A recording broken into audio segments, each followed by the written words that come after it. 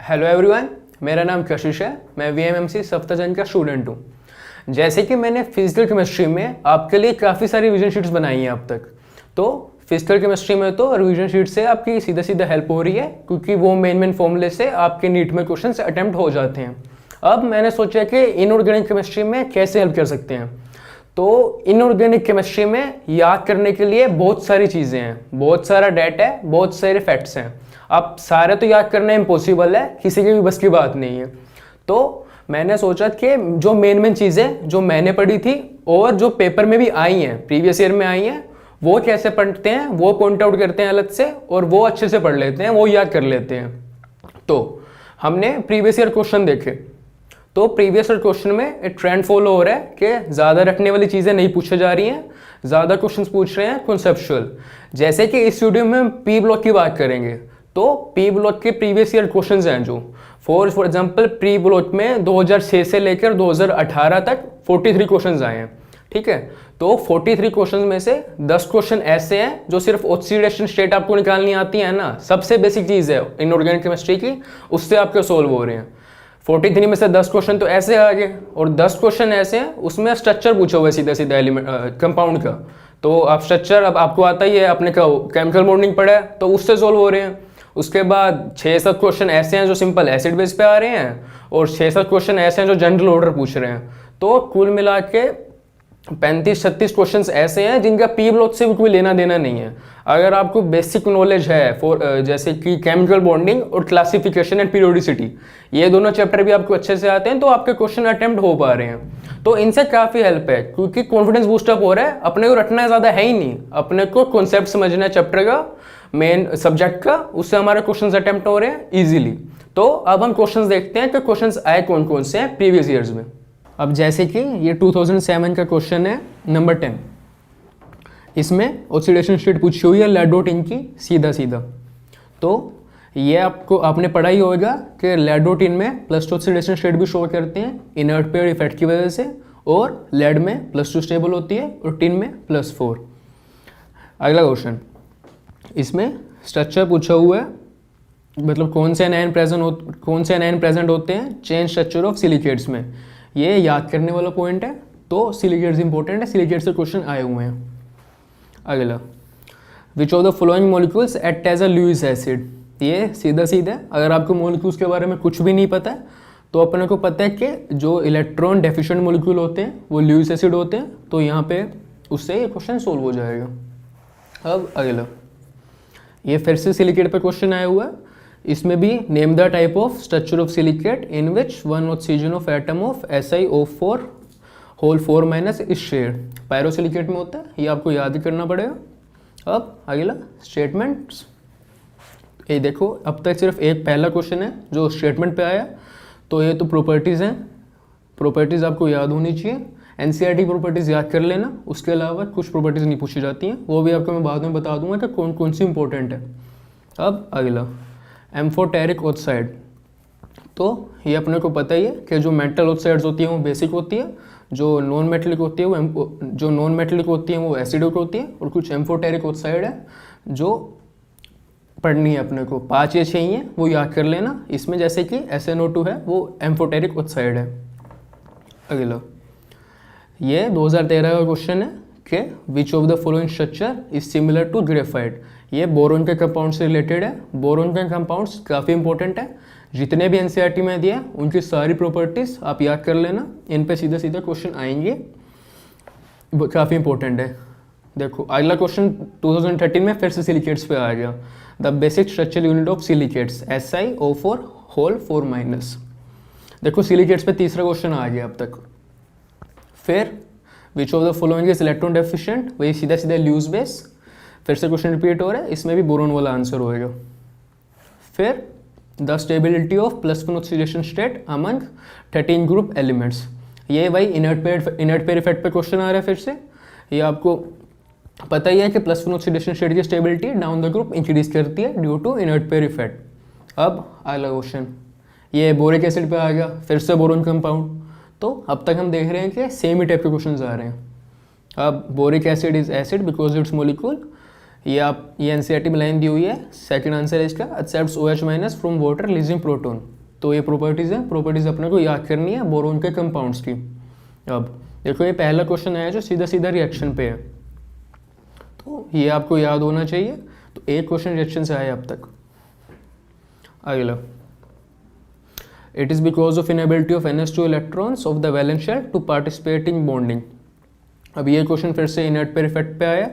Inert pair effect पे ही आप थोड़ा सा दिमाग लगाएं तो ये आराम से सोल्व हो रहा है। अब अगला क्वेश्चन, ये भी सिंपल क्वेश्चन है कि which of the following elements is unable to form MF6 3- ion. अब इसमें हमें पता है कि बोरोन 6 एटम्स को अपने आसपास सपोर्ट नहीं कर सकता, तो स्टेबल नहीं होगा, इसलिए बोरोन ये नहीं बनाएगा। अगला, the correct order of atomic radii in group 13 elements. सीधा सीधा रेडियस का रेशो है, ये एक्सेप्शन है, एनसीईआरटी में दी हुई है, ये भी आप याद कर लेना। अब अगले क्वेश्चन में फिर से मोस्ट बेसिक ऑक्साइड, वही एसिड बेस ऑक्साइड का कॉन्सेप्ट है, सीधा सीधा। फिर अगले क्वेश्चन में ऑर्डर ऑफ न्यूक्लियोफिलिसिटी पूछा गया। इसे आप एसिड बेस की स्ट्रेंथ आपको पता ही है, उस ऑर्डर से कंपेयर कर सकते हैं। जो जितना स्ट्रॉन्ग एसिड होएगा उतना ही वीक न्यूक्लियोफाइल होएगा उसका। फिर अगला स्ट्रक्चर पे आ गया, O3 के स्ट्रक्चर में सिग्मा और पाई बॉन्ड बताने, बेसिक क्वेश्चन है। फिर अगला आया ऑर्डर्स पे। देख लिए ऑर्डर्स भी सारे बेसिक ही हैं, कुछ ऐसा नहीं है। Electronegativity, electron gain enthalpy, bond dissociation energy, reactivity in hydrogenation of alkenes. अगर आपको ये पढ़ के कंफ्यूजिंग लग रहा है तो ये भी कुछ नहीं है। अगर आपको इसका नहीं भी पता चल रहा है तो टेंशन वाली बात नहीं है। जो फोर्थ ऑर्डर है इसमें बॉन्ड डिसोसिएशन एनर्जी का, ये काफ़ी इंपॉर्टेंट ऑर्डर है। एनसीईआरटी में इसका एक्सेप्शन दी हुई है कि F2 की बॉन्ड डिसोसिएशन एनर्जी Cl2 और Br2 से कम होती है। ये ऑर्डर आपको याद होना चाहिए। इस ऑर्डर पे आप आगे देखेंगे कि 2-3 बार और क्वेश्चन आया है। अब नेक्स्ट क्वेश्चन, ये फिर से ऑक्सीडाइजेशन पे, among the following which is the strongest oxidising agent. फिर ऑक्सीडेशन स्टेट पूछी हुई है फॉस्फोरस की, उसके एसिड्स में। अब जो ये फॉस्फोरस के जितने भी ऑक्सी एसिड्स हैं ये सारे काफ़ी इंपॉर्टेंट हैं। इन सब के स्ट्रक्चर और इनकी प्रॉपर्टीज़ आपको याद होनी चाहिए, इनके नाम, इन सब पे काफ़ी बार क्वेश्चन आए हैं, आप आगे देखेंगे अभी। अब अगला क्वेश्चन, ये तो याद करने वाला है प्रोसेसेस के नाम। सिर्फ एक बार ही ऐसा हुआ है कि बिल्कुल ही रटने वाला क्वेश्चन आ गया, उससे पहले सिर्फ एक बार रिएक्शन आई थी और अब ये आया। नेक्स्ट देखिए, फिर से फॉस्फोरस के कंपाउंड पे क्वेश्चन आया कि how many bridging oxygen atoms are present in P4 और 10। P4 और 10 में आया हुआ है, तो P4 और 10 का स्ट्रक्चर आप पढ़ लेना, क्योंकि पहले से क्वेश्चन आया हुआ है तो आगे भी आ सकते हैं। अब इसमें SO3 के रेजोनेंस स्ट्रक्चर पूछे हुए हैं, तो SO3 का जो स्ट्रक्चर सबसे ज़्यादा रेजोनेंटली स्टेबल होएगा वही इसका मोस्ट प्रेफर्ड होएगा। तो ये स्ट्रक्चर पे क्वेश्चन आया, तो SO3 के स्ट्रक्चर भी अपने को देखने। फिर अगला फिर से ऑक्सीडेशन स्टेट पे आ गया, इसमें नाइट्रोजन की ऑक्सीडेशन स्टेट बतानी है किसमें हाईएस्ट है। फिर अगला फॉस्फोरस के एसिड्स पे क्वेश्चन, फिर से फॉस्फोरस के एसिड की प्रॉपर्टीज़ आपको बोलने हैं, मुझे याद करनी चाहिए, उसी पे इन्होंने स्टेटमेंट्स दी हुई है, आपको इनकरेक्ट बतानी है। अब नेक्स्ट, ये इसमें फिर सीक्वेंस पे आ गया, अरेंजमेंट ऑर्डर पे, इसमें भी एसिडिक स्ट्रेंथ के ऑर्डर पे ही हैं चारों पॉइंट्स, और ऑक्सीडाइजिंग पावर पे। ये भी आप इजीली जो डाउन द ग्रुप वेरिएशंस होती हैं वो देख के आराम से इसका आंसर बता सकते हैं। फिर नेक्स्ट क्वेश्चन है स्ट्रक्चर पे, HCF2 इज आइसोस्ट्रक्चरल विद। ये आपको केमिकल बॉन्डिंग पता है तो आप इजीली इसका आंसर बता सकते हैं। अगला, ये फिर से एसिडिक ऑर्डर पे आ गया, जैसा क्वेश्चन नंबर 29 आया था। इसमें भी आपको down the group acidic order आपको पता है इंक्रीज होता है, तो उससे आप ये निकाल सकते हैं आराम से। तो जैसे कि अगला क्वेश्चन है फिर से ही H3PO2 पे पूछा हुआ है, वही फॉस्फोरस के एसिड पे, कि strong reducing behaviour of H3PO2 is due to. आपको बताया ही मैंने कि फॉस्फोरस के जितने भी एसिड्स हैं इन सब की प्रॉपर्टीज स्ट्रक्चर आपको पढ़ने ही पढ़ने हैं। अब अगला क्वेश्चन, ये 2015 का question, which of the statement given below is incorrect. ये ये एनसीईआरटी की लाइन्स ही हैं सारी, पढ़ के सोल्व हो रही हैं, ये आप देख लेना।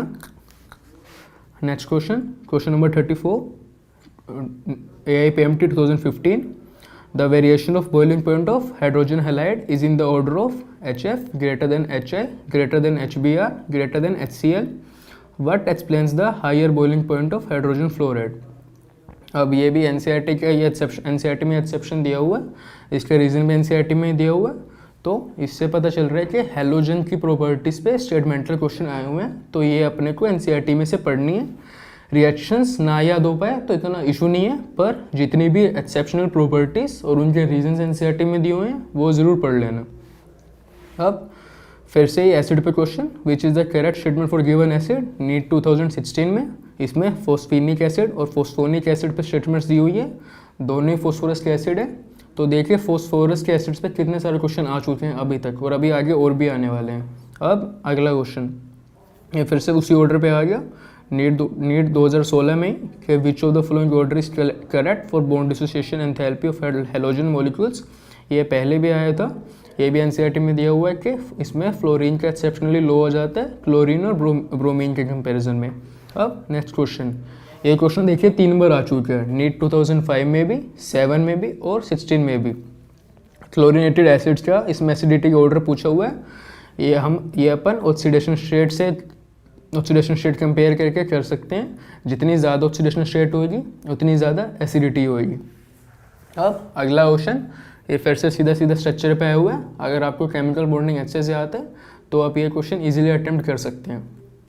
नेक्स्ट क्वेश्चन है HNO3 की ऑक्सीडाइजेशन रिएक्शन पे कॉपर के साथ. ये रिएक्शन में एनसीईआरटी में दी हुई है, ये आप पढ़ लेना, इंपॉर्टेंट रिएक्शन है. नीट 2016 में इस पर क्वेश्चन आया, चांसेस हैं कि दोबारा भी आए, तो ये वाली रिएक्शन आप कर लेना. अब अगला क्वेश्चन वही फिर से सीधा ल्यूइस बेस पूछा हुआ है. ल्यूइस बेस अपने को पता है कि electron rich compound Lewis base होते हैं, तो ये इजीली सॉल्व हो जाएगा. अब अगला क्वेश्चन ज्योमेट्रिक हाइब्रिडाइजेशन पे फिर से केमिकल बॉन्डिंग के कॉन्सेप्ट लगा के आप ये आराम से बता सकते हैं. ये आया नीट 2016 में. अब अगला क्वेश्चन, ये अच्छा क्वेश्चन है, name the gas date can readily decolourise acidified KMnO4 solution. ये क्वेश्चन में से D&F ब्लॉक का है, वहाँ पे आप KMnO4 और K2Cr2O7 की आपने ऑक्सीडाइजेशन रिएक्शंस पढ़ी होगी डिफरेंट मीडियम्स पे, क्या प्रोडक्ट्स निकलते हैं. तो कॉन्सेप्ट समझ लेना, और कॉन्सेप्ट समझ के आप इस क्वेश्चन को अटैम्प्ट करना, इजीली अटैम्प्ट हो जाएगा.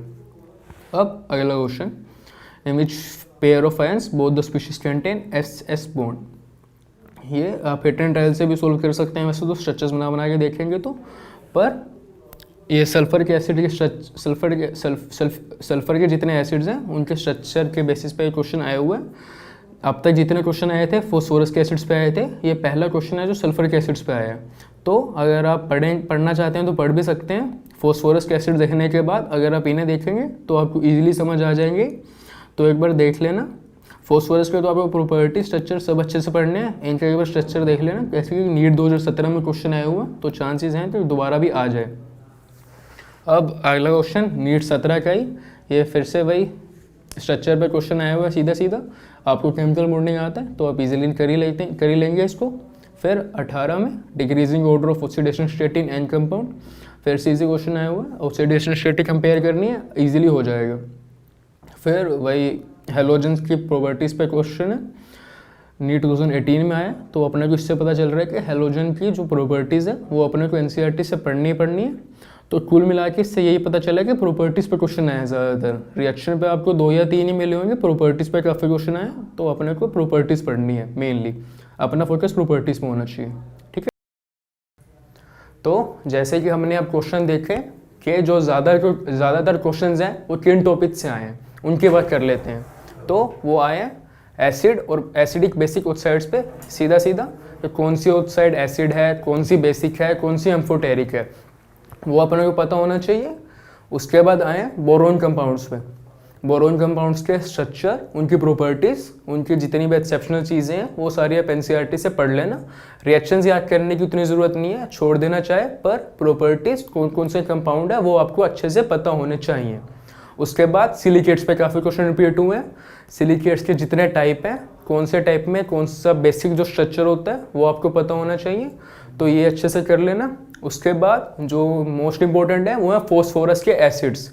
इन पे तो मतलब अल्टरनेटली क्वेश्चन आए हुए हैं, तो ये तो आपको आने ही आने चाहिए। उनके मेन इंपॉर्टेंट चीज़ें हैं स्ट्रक्चर, उनकी सारी प्रॉपर्टीज़, एसिडिक स्ट्रेंथ उनमें क्या होती हैं, जितने भी एसिडिक हाइड्रोजन है, बेसिक हाइड्रोजन है, वो सब आपको स्ट्रक्चर के साथ साथ सब पता होना चाहिए।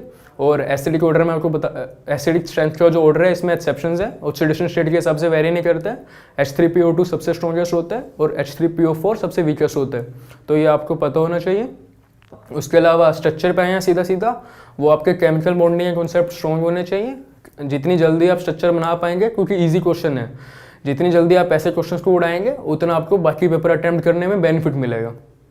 और इसके अलावा जो कॉमन प्रॉपर्टीज़ दी हुई हैं एनसीईआरटी एक बार पढ़नी बहुत ज़रूरी है। एनसीईआरटी पढ़ लेना, रिएक्शंस रटने मत बैठना, रटना भी मुश्किल है और टाइम भी ले लेती हैं काफ़ी। तो उसकी बजाय प्रॉपर्टीज़ जितनी भी हेलोजेंस की दी हुई हैं या हर ब्लॉक में जो जो एक्सेप्शनल प्रॉपर्टीज़ या एक्सेप्शनल अरेंजमेंट या ऑर्डर्स जो भी दी हुए हैं वो पढ़ लेना।